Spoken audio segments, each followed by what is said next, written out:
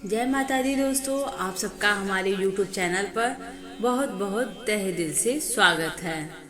माताएं, बहनें और भाइयों, आज हम आप सबको बताने वाले हैं नवरात्रि के 9 दिनों में आप पूजा विधि किस तरह करेंगे, कलश की स्थापना कैसे करेंगे। इन सब बातों में विशेष रूप से संपूर्ण विधि नवरात्रि की पूजा की हम आपको बहुत अच्छे और सरल ढंग से बताएंगे, जो आप अपने घरों में यह अनुष्ठान अगर आप सब रखते हैं कलश, तो इस विधि के द्वारा आप अपनी पूजा सफल करेंगी।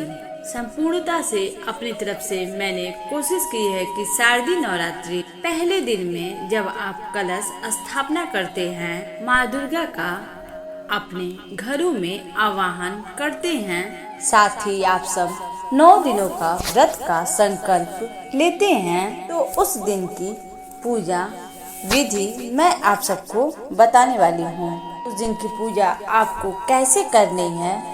नवरात्रि के पहले दिन की हम आप सब माता शैलपुत्री की आराधना करते हैं, साथ ही उनकी पूजा के लिए भी संपूर्णता से तैयारी आप सबको बहुत ही अच्छे से तैयारी करनी होगी।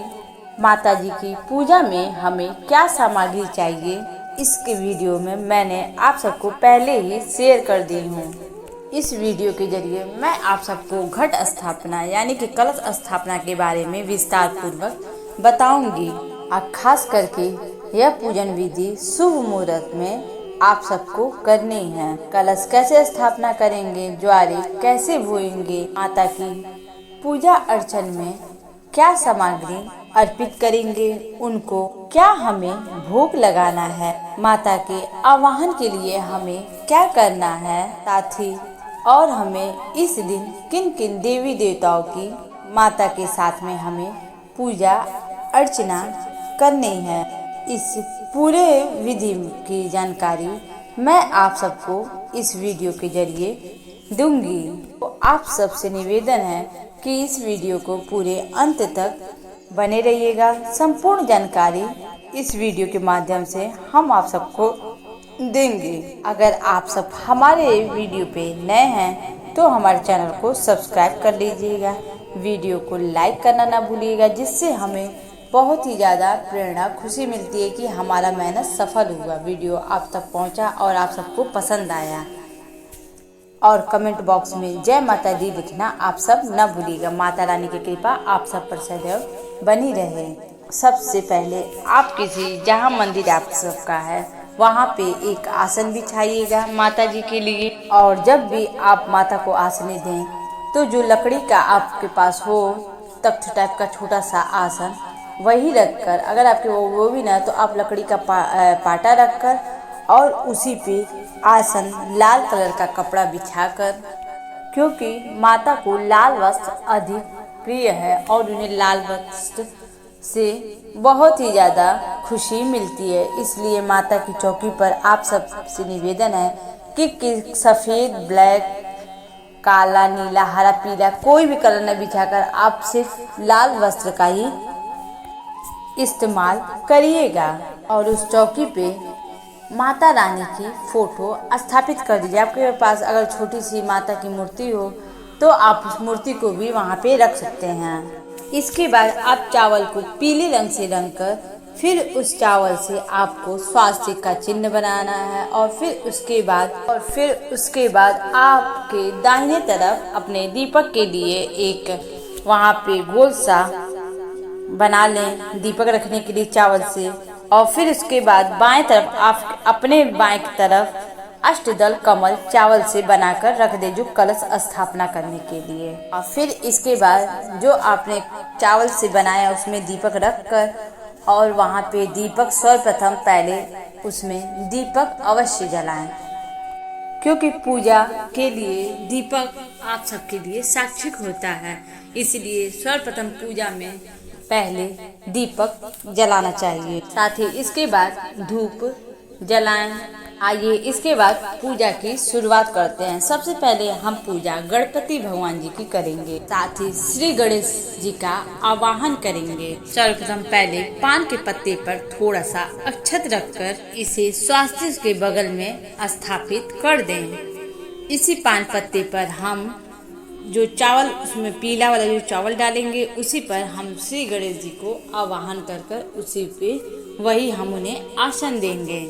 इसके बाद आप क्या कीजिएगा, एक सुपारी लीजिएगा, उस पर आप रक्षा सूत्र से उसको 2-3 बार तक लपेट दीजिएगा। फिर उसे बनाकर उस जो पान पत्ता है उसी पर आप गणेश जी को यानी कि जो सुपारी है उसे स्थापित कर दीजिएगा। उसी में आपके भगवान यानी कि वो गणेश जी के स्थापित हो गए हैं। इसे आप श्री गणेश जी को स्थापित कर दिया। फिर जल में थोड़ा सा गंगा जल डालकर उनके ऊपर आपको छिड़कना है और यह मंत्र बोलना है, ओम गंग गणपतये नमः 5 बार। याद रखिएगा, ओम गंग गणपतये नमः, ओम गंग गणपतये नमः, ओम गंग गणपतये नमः, ओम गंग गणपतये नमः। तो आपने उनके ऊपर जल अर्पित किया है उसे यज्ञोपवीत पवित्र स्नान कहते हैं। और यह करने के बाद आपको वस्त्र अवश्य देते हैं, जिसके लिए आप उस पर छोटा सा कच्चा सूत लेकर उन्हें वहाँ पे चढ़ा दीजिएगा, जो आपको एक वस्त्र का रूप उसे माना जाता है। फिर उसके बाद गणपति भगवान को जनेऊ अवश्य चढ़ाएं। इसके बाद श्री गणेश जी को पीले सिंदूर से तिलक लगाएं और फिर इसके बाद उन्हें पीले रंग का यानी कि गेंदा का फूल या कोई भी फूल आपके पास जो अवेलेबल हो, आप उसे श्री गणेश जी के पास चढ़ाएं। अब आप भाइयों बहनों माताएं, अब इसके बाद हम सब माता की स्थापना की पूजा विधि शुरू करेंगे, जिसके लिए सबसे पहले हम माता के आवाहन कर लेते हैं। कोई भी आप सब पूजा करें तो सबसे पहले आप जो भी देवी देवताओं की पूजा कर रहे हैं तो उसमें आवाहन माता का या देवताओं का आवाहन निश्चित होता है। इसके बाद ही आप पूजा विधि स्टार्ट करेंगे। सर्वप्रथम पहले आप सब आचमन कर लें और श्री दुर्गाय नमः, श्री दुर्गाय नमः, श्री दुर्गाय नमः, श्री दुर्गाय नमः, श्री दुर्गाय नमः 5 बार अवश्य बोलें। फिर इसके बाद पान का पत्ता, लौंग, इलायची, सुपारी, अक्षत और एक फूल रखकर अपने हाथों में लेके माता जी का आवाहन करें। आवाहन में ये बोलिए कि हे माँ, मेरी इस पूजा विधि में आप सम्मिलित हों और मेरी इस पूजा को संपन्न करें। मुझे इस व्रत का फल प्रदान करें और मुझ पर अपनी कृपा दृष्टि बनाए रखें। जिस कामना से मैंने यह व्रत उठाया है, कलश स्थापना कर रही हूँ, इसका हमें फल अवश्य प्रदान करें। फिर इसके बाद आप जो माता जी की मूर्ति या तस्वीर रखे हैं उसके पास इसे अर्पित कर दें। और इसके बाद हम माता की पूजा करें तो सबसे पहले हम इसके बाद कलश की स्थापना करेंगे, फिर साथ में हम पूजा करेंगे। प्रथम आप एक मिट्टी का पात्र लें और फिर उसमें आम की पल्लू उसमें डाल दें और उस पात्र में मिट्टी के लौंग, इलायची, हल्दी की गांठ, सुपारी, अक्षत और एक का सिक्का, उस कलश के पात्र में थोड़ा सा पानी और गंगा जल मिलाकर उस पात्र में यह सब जो भी आप रखे हैं, लौंग, सुपारी, इलायची जो मैंने बताया, इसे आप उस पात्र के अंदर डाल दें। फिर उसके ऊपर आम्रपल्ला रख करके फिर उस आम के पल्लू में सिंदूर, डोली, कुमकुम लगाकर, और याद रखिएगा वो आम का जो पल्ला है वो 9 होना चाहिए, 9 से ना अधिक रहेगा और ना ही वो 9 से कम होगा, तो इसलिए 9 रख कर फिर आप उसे एक मिट्टी का और दिया की तरह पात्र लेंगे, उसमें पूरे अच्छे से वो पात्र भरा रहेगा। फिर वो आम के ऊपर रख दिया जाएगा, पल्लू के ऊपर जो नारियल है आपका उसे उस अक्षत के ऊपर रख देना है, यानी कि जो आम का पल्ला है। फिर उसके बाद से आपका जो पात्र में चावल है, अक्षत यानी कि, फिर उसके ऊपर नारियल रख देना है। नारियल अक्सर आप सबका जटा वाला होना चाहिए, तो मैंने आपको पहले ही बता दिया है। और नारियल को एक लाल कपड़े में बांध दें। अगर आपका या तो लाल कपड़े में या तो आप माता की जो चुनरी आती है उस लाल वाली, उसमें भी आप उसे ढक सकते हैं। भी नारियल रखिएगा तो नारियल का जो नेत्र होता है 2-3, तो उसका नेत्र आपकी तरफ होना चाहिए। इस बात का खास आप सब ख्याल रखिएगा। और जो नारियल है वह पानी वाला ही होना चाहिए। कई लोग किराने की दुकान से एक सूखा वाला जो नारियल आता है वो लाकर रखते हैं, मगर वो सही नहीं है। आपको ये जटा वाली नारियल ही रखनी है और याद रखें कि उसमें पानी अवश्य होना चाहिए। तो वैसा नारियल आप लाकर अपने पूजा सामग्री में और पूजन विधि में उसे ही रखें कलश के ऊपर। अब इसके बाद जो आपका जो अष्टदल जो चावल से, पीले चावल से, मैंने आपको शुरुआत में बताया था कि अष्टदल कमल बना है, उसी के ऊपर इसे कलश को ले जाकर स्थापित करना है। स्थापना करने के पहले आपको, जब आप स्थापना करने जाएंगे तो श्री दुर्गाय नमः 5 बार अवश्य बोलेंगी। फिर उसके बाद कलश वहाँ पे रख देंगे। दोस्तों अब आती है ज्वारे बोलने की। दोस्तों कई लोग ऐसे होते हैं, इस विधि मैंने कलश की स्थापना की है, कई लोग ऐसे होते हैं इसी कलश के नीचे जो मैंने अष्टदल कमल चावल का बनाया, मतलब अक्षत का बनाया है, वो लोग क्या करते हैं कि जैसे मैं रात में चावल रखकर कलश की स्थापना करते, लोग जुआरे बोकर पात्र में बोते हैं, या वो अगर जमीन पर पूजा कर रहे हैं, जमीन के ऊपर मिट्टी के ऊपर ही इस कलश की स्थापना कर देते हैं। और विधि भी सही है, उस विधि से भी पूजा होती है।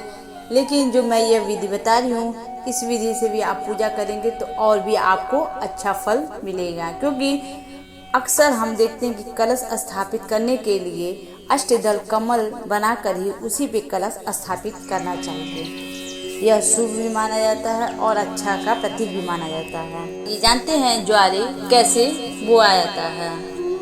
फिर अलग से मिट्टी का थोड़ा सा बड़ा सा पात्र ले लें। बहुत से घरों में आजकल लोग टाइल्स वाइल्स के घर बनवा लें तो जगह भी नहीं रहा कि मिट्टी का जो ज़मीन रहे तो वहाँ पे ज्वारे रोपो दे। तो इसलिए मैंने यह विधि बताई है आप सबको लिए, जो बहुत ही हेल्पफुल रहेगी आप सबके लिए। और फिर इसे रात भर पानी में भिगो दें। ज्वारे को अगली सुबह निकालें। आप सबसे पहले 6 की रात में इसे बो दें, ज्वारे को मतलब भेदें पानी में, और फिर 7 को इसे सुबह या शाम को निकाल लें। और दोस्तों आप सब अगर 15 को कलश स्थापना कर रहे हैं तो 14 की रात में ही आप ज्वारे को भेदें और फिर उसे 15 को सुबह में आप इसे निकाल लें। और फिर उसे मिट्टी में थोड़ा सा, गीली मिट्टी में उसे थोड़ा सा सान लें। और फिर उसको याद रखिएगा, ये सब तो सबको पता होता है कि मिट्टी कैसी मिट्टी में हमें बोनी है। तो मिट्टी ज़्यादा गीली भी नहीं होनी चाहिए और ना ही ज़्यादा सूखी होनी चाहिए। इस बात का खास आप सब ध्यान रखिएगा।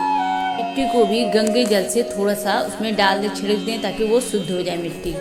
और फिर उस पात्र को थोड़ा सा उलट पलट कर दें, हल्का सा थोड़ा, ताकि वो आसानी से उसमें मिट्टी में थोड़ा सा मिल जाए।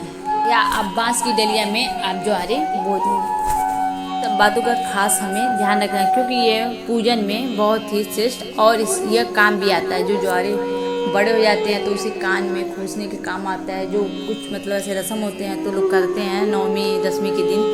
तो इस सब बातों का खास ख्याल रखना है आप सबको। यह भी जब आप पूजा कर रहे हो तो जो वहाँ पे जल रखा हो तो उस जल को भी आप इसमें हमेशा डालते रहेंगे ताकि वह जल्दी अंकुरित होने में टाइम नहीं लगेगा और जल्दी से अंकुरित हो जाएगा और वो जल्दी से मतलब अपना वो बीज निकल जाएगा अच्छे से। लोग ऐसे भी होते हैं कि ज्वारे को पूरी रात एक दिन के लिए ढक देते हैं, तो आप ऐसा भी कर सकते हैं, इसे ढक सकते हैं अंकुरित होने के लिए। को बताया ना, कई लोग ऐसे होते हैं जो अष्टदल कमल पे जो मैंने कलश स्थापना की है तो बहुत लोग ऐसे होते हैं कि वो कलश वो ज्वारे के ऊपर ही स्थापित करते हैं। वो भी सही विधि है, वो भी वैसे भी आप सब कर सकते हो। आप चाहें तो इस प्रकार अलग से भी वहाँ पे कलश के पास रख सकते हैं। विधि विधान से हम माता की पूजा शुरू करेंगे। अब हम पूजा विधि में 9 ग्रह की भी स्थापना करेंगे, जिसके लिए हम आप सब 9 कसैली ले लें और जो जिस अक्षत से हमने पीले छत्र से अष्टदल कमल बनाए थे उसी छत्र को 9 जगह रख कर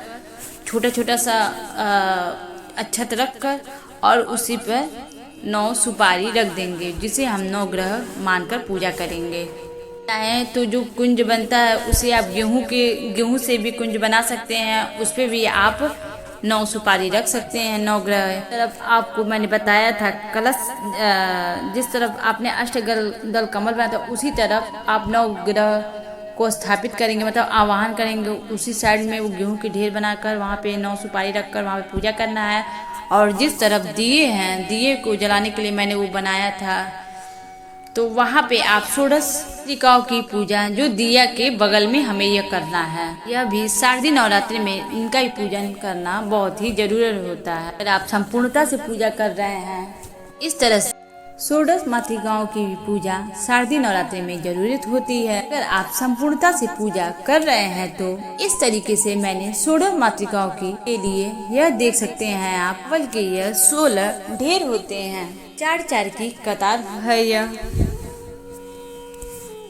षोडश मातृकाएं यानी कि 16 इनकी पर मैंने चावल यानी कि अच्छा से 16 4-4 का आप चावल का ढेर बना लें और फिर उस पे आप मखाना यानी कि आप मखाना या कोई भी ड्राई फ्रूट, मखाना हुआ, किशमिश हुआ, आप उसे 16 उस चावल के एक चावल पर एक आप रख दें।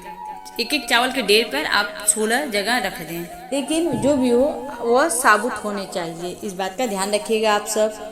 पूजा विधि को आगे सर्वप्रथम देवी माता यानी कि दुर्गा जी को स्नान भाव से कर लिया था और आवाहन भी हमने कर लिया है। गणपति जी की भी पूजा हमने कर ली है। अब हम पूजा विधि की आगे बढ़ाते हैं। सबसे पहले माता को आप सिंदूर अर्पित करें। उसके बाद सिंदूर लगाने के बाद उन्हें अक्षत, कुमकुम सभी चीजें बारी माता को अर्पित करनी है। और सबसे पहले हम माता को सिंदूर के बाद अक्षत अर्पित करूंगी। हमने गणेश जी की पूजा तो हमने कर ली है। अब इसके बाद हम माता को चढ़ अर्पित करेंगे, फिर कलश को, फिर नवग्रह को, फिर दीप के ऊपर थोड़ा सा अक्षत छोड़ेंगे और फिर उसके बाद से 16 जो हमने चावल की षोडश मातृकाओं को ऊपर अर्पित करूंगी। अच्छा, इसके बाद माता को लाल सिंदूर से तिलक करेंगे। माता जिस यानी कि सिंह पर सवार हैं उन्हें भी हम तिलक लगाएंगे। नीचे जो महासरस्वती, महाकाली, महालक्ष्मी, उन माताओं को भी तिलक लगाएंगे। पूजा भी आप साथ साथ करते जाएंगे। बाद कलश देव में भी हम सिंदूर से तिलक करेंगे, वो भी लाल। सबको पता होगा कि नवग्रह हम भगवान को आवाहन करते हैं, जो षोडश माता है उन पर हम लाल सिंदूर से तिलक 16 पे लगाएंगे। इसके बाद गणपति भगवान को भी हल्दी अर्पित करेंगे और फिर गंग गणपते नमः, फिर उसके बाद माता जी को श्री दुर्गाय नमः। 10 मातृकाओं के से आप वहाँ हल्दी अर्पित कर सकते हैं। इसके बाद 9 ग्रह को भी हल्दी अर्पित करेंगे, फिर कलश को भी हल्दी अर्पित करेंगे। 9 ग्रह देवताओं को सिंदूर लाल न लगाकर वहाँ उनको रोली अर्पित करें। माता को अष्टगंध अर्पित करें, चरणों में अर्पित करिए। इसके बाद 9 ग्रह देवताओं को भी भाव से आप अर्पित करें, फिर षोडश माताओं को भी अर्पित करें, कलश को भी अर्पित करें। ऐसे बारी बारी आप जो भी आप पूजा की सामग्री हो सबको बारी बारी से अवश्य चढ़ाएं। अब इसके बाद माता रानी को लाल वस्त्र चढ़ाएं, यानी कि जो आपके पास अवेलेबल हो। चुनरी हो तो आप चुनरी मार्केट से मंगा लीजिए छोटा सा, अगर आपके पास मतलब अच्छा है तो अच्छी किस्म की चुनरी मंगाएं। जैसा भी आपके पास हो अवेलेबल वैसा आप चुनरी मंगाकर माता को वस्त्र यानी कि वस्त्र अर्पित करें, उनको अच्छे से उनकी तस्वीर पर चढ़ा दें। इसके बाद आप एक कच्चा सूत यानी कि कलावा जो होता है उसे अर्पित करें। और जो मैंने आपसे बताया था जो 9 ग्रह हैं उन्हें भी कलावा अर्पित करें, षोडश मातृकाएं हैं उन्हें भी कलावा अर्पित करें, कलश पे भी कलावा अर्पित करें। तो कलावा यह है कि वो वस्त्र के भाव में आता है, तो इसलिए कलावा जरूरी है चढ़ाना। के बाद आती है बारी माता रानी के श्रृंगार की। इसके बाद माता के लिए जो भी आप माला लाई हो, अगर आपके पास ना हो अवेलेबल पैसे की या कुछ भी दिक्कत हो तो आप फूलों की माला भी माता रानी को पहना सकती हैं। मार्केट से कोई भी अच्छा सा माला लाकर जो डिजाइनिंग में आता है वैसा कुछ आप पहना सकती हैं, माता को पहना दीजिए। आपको गुड़हल मिल जाए तो गुड़हल के माला भी बनाकर आप माता को अर्पित करते हैं, वो और भी अच्छा शुभ माना जाता है। तो इसलिए अगर अवेलेबल हो पाए तो आप गुड़हल का भी माला आप माता को पहना सकती हैं। अब इसके बाद फूलों की माला कलश को पहनाएंगे, फिर अष्टदल कमल जो है उन्हें भी अर्पित करेंगे, जिस पे कलश रखा हुआ है। और फिर नवग्रह को भी माला पहनाएंगे। और जो हमने गणेश जी का है, मतलब जहाँ स्थापित किए गणेश जी को, उन्हें भी गौरी गणेश को भी पहनाएंगे। और फिर उसके बाद मातृकाओं को भी माला अर्पित करें। अगर माला ना हो पाए ज़्यादा अवेलेबल तो आप वहाँ पे फूल भी अर्पित कर सकते हैं। जो दीप देव हैं वहाँ पे भी एक फूल अवश्य चढ़ाएं। इसके बाद जो भी लाल आपको फूल मिले वो माता के चरणों में यानी कि माता जी को अवश्य चढ़ाएं। इस तरह फूलों से अपने जो भी आप चौकी बनाई है उसे अच्छी तरह से सजा लें और सभी को फूल मतलब अर्पित कर दें देवी देवताओं को। बाद आप अपने जहाँ पे चौकी रखी है फिर देखिएगा कि कितना सुंदर और कितना मनोहर लगेगा आपका चौकी। ऐसा लगेगा कि माता रानी साक्षात आपकी चौकी पे आकर विराजमान है। ऐसा आप सबको प्रतीत होगा। माता रानी का आप सब पे आशीर्वाद बना रहे। जिस कामना के लिए आपने यह सब व्रत रखा है नवरात्रि का, वो कामना आप सबका पूर्ण हो। इस प्रकार से आपको हल्दी तो मैंने पहले ही माता को चढ़ा दिया, फिर आप 5 गांठ हल्दी का लेकर माता के सामने अर्पित करें। हल्दी का गांठ माता के आप सबके लिए बहुत ही शुभ माना जाता है सबके लिए, तो इसलिए यह विधि अवश्य करें। 5 गांठ हल्दी के अवश्य माता के पास अर्पित करें। इसके बाद सफ़ेद तिल माता को अर्पित करें। माता का प्रिय भोग है तिल। इस तरह से सफ़ेद तिल माता के नाम से अर्पित करें। और माँ के मंत्रों का लगातार आप सबको जाप करते रहना है। जय, अगर आप सब नहीं बोल पा रहे हैं श्री दुर्गाय नमः या ओम नमः, तो सबसे अच्छा सबसे सिंपल तरीका है कि जय माता दी बस बोलते रहिएगा और आप ये सब विधि करते रहिएगा। कि बहुत से लोग पढ़े लिखे नहीं होते हैं, जिस वजह से मंत्रों का उच्चारण नहीं कर पाते हैं, तो सबसे अच्छी सबसे सरल विधि है जय माता दी बोलते रहिए और अपना सारा विधि करते रहिएगा। बारी आती है माता रानी के भोग की, जो माता को सबसे प्रिय होती है। माता की सबसे प्रिय भोग होती है बतासे। आप सब भी यही कोशिश कीजिएगा, जो पहले दिन होता है नवरात्रि के, तो बतासे का ही भोग लगाइएगा। सर्वप्रथम बतासे से हम श्री गणपति जी को भोग लगाएंगे। जरूरी नहीं है कि मतलब बतासे भी, आप फल का भी भोग लगा सकते हैं। और जो भी आप सबके पास अवेलेबल हो आप अपने मैंने बहुत सस्ती चीज़ बताया है कि बतासे, क्योंकि ये सबके लिए अवेलेबल होता है, सब खरीद सकते हैं।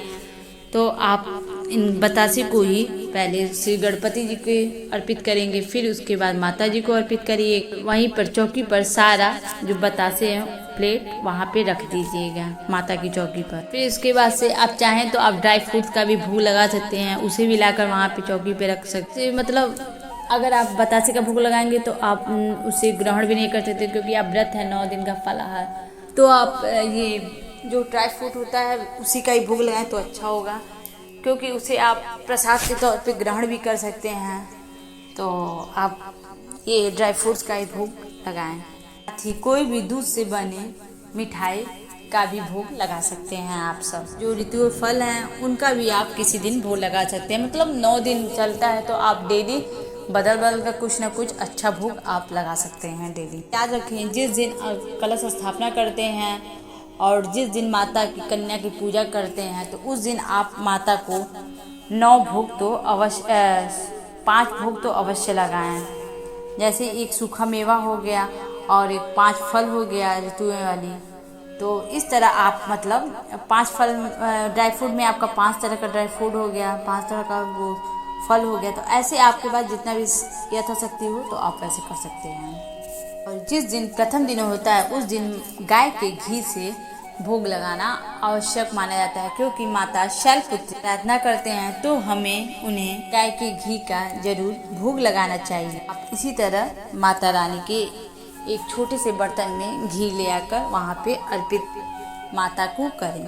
आप सबको तो पता चल गया होगा कि नवरात्रि में पहला दिन गाय के घी का ही भोग जरूरी माना जाता है माता शैलपुत्री जी के लिए। इसके बाद श्रृंगार की जो भी वस्तुएं होती हैं अपने यथाशक्ति आप माता को अर्पित कर सकते हैं, जैसे चूड़ी, बिंदी, सिंदूर, काजल, बिंदी, जो जितना भी आपके पास श्रृंगार के सामान जुट जाए उतना आप माता को दे सकते हैं। साड़ी, जो भी मतलब अगर कुंवारी लड़कियां हैं तो वो सूट का कपड़ा दे दें, अगर वो शादीशुदा हैं तो वो साड़ी दे सकती हैं।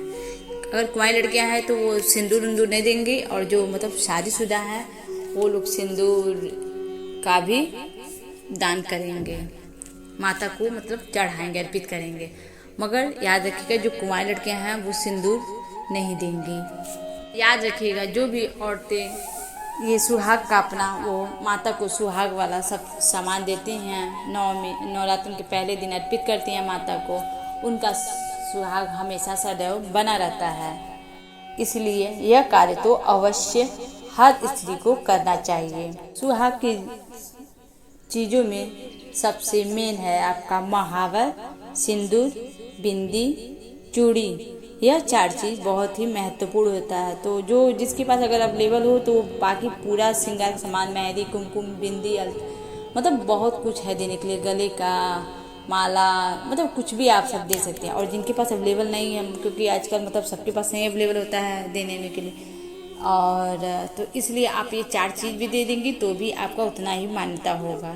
तो आप यह कार्य अवश्य करें। सब चीज़ें अर्पित कर कर आप माता के वहीं चौकी के पास रख दें। इसके बाद मुख शुद्धि के लिए पान, लौंग, इलायची और मिश्री। तो सबसे पहले हम यह मुख शुद्धि के लिए श्री गणेश जी के चरणों में अर्पित करेंगे। इसके बाद फिर मैंने वही पान के पत्ते, लौंग, इलायची, मिश्री लगाकर माता दुर्गा जी के चरणों में अर्पित करूंगी। इस तरह से मुख शुद्धि के लिए कलश के पास रखूंगी, जो हमने उस कलश में सभी देवी देवताओं को आवाहन किया है, और फिर उसके बाद ग्रह के पास भी मुख शुद्धि के लिए रखेंगे।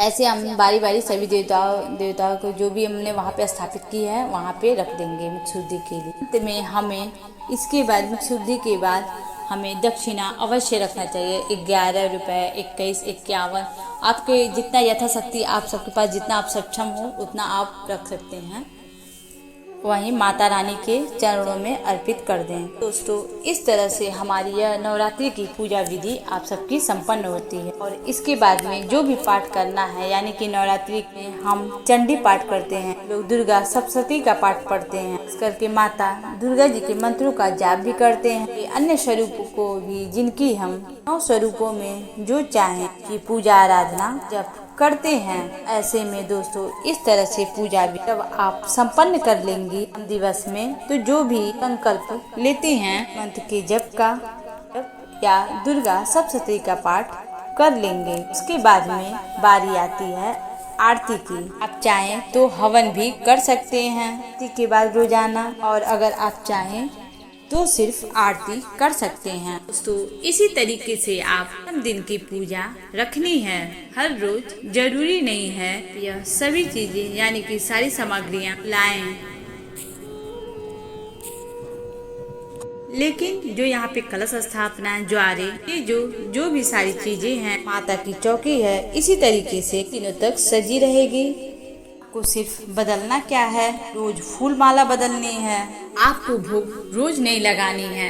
के बाद जो आप जाप और पाठ कर रही हैं वो आप करें। सुबह और शाम माता की आरती आप देंगी। तो इस तरीके से दोस्तों कलश स्थापना की पूजा विधि संपन्न होती है। इसके बाद जो 5 तंतु वाली जो दीपक होती है, अगर नहीं है तो आप एक दीपक प्रज्वलित कर उसी से आप आरती करेंगे। कपूर माता की आरती में जरूर रखिएगा, क्योंकि माता को कपूर बहुत ही प्रिय माना जाता है। और माता की आरती आप गाते जाएंगे और इस तरह से माता की आरती करेंगे। वैसे मैं आरती का भी वीडियो आप अपने जरूर बनाऊंगी आप सबके लिए, ताकि आप सबके लिए हेल्पफुल हो। इस तरह आरती आप सब संपन्न करेंगे। सर्वप्रथम आरती में पहले श्री गणेश जी की आरती कीजिएगा, फिर उसके बाद माता रानी यानी कि माता शैलपुत्री की आरती पहले दिन अवश्य करिएगा। ऐसे 9 दिनों की मैं आरती आप सबके पास जल्दी अपने नए वीडियो में बनाकर आप सबको हमारे चैनल के माध्यम से यानी कि लाइफ स्टोरी पर आप सबको उपलब्ध मिल जाएगी। मैंने आरती इस वीडियो में इसलिए नहीं डाला है क्योंकि हमारी वीडियो और भी ज़्यादा लंबी हो जाती है, तो इसलिए मैं अगले अपने नए वीडियो में आरती अपलोड करूंगी। आप सबको हमारा यह वीडियो कैसा लगा, जो भी आपने कलश पे यानी कि कलश की आरती अवश्य दिखाइएगा। गणेश भगवान जी को, षोडश मात्रा को, 9 ग्रह को, माता रानी को आरती दिखा कर इस तरह का सबका पूजा संपन्न होगा। वीडियो कैसा लगा हमारा कमेंट बॉक्स में ज़रूर लिखकर बताइएगा। जय माता दी तो लिखना आप बिल्कुल भी ना भूलिएगा। और हमारे चैनल पर अगर आप सब नए हैं तो हमारे चैनल को सब्सक्राइब कर लीजिएगा। बेल आइकन जरूर प्रेस कीजिएगा ताकि हमारे नए वीडियो की नोटिफिकेशन आप तक जल्दी पहुंच जाए। तो मिलते हैं आप सबसे एक अगले नए वीडियो में।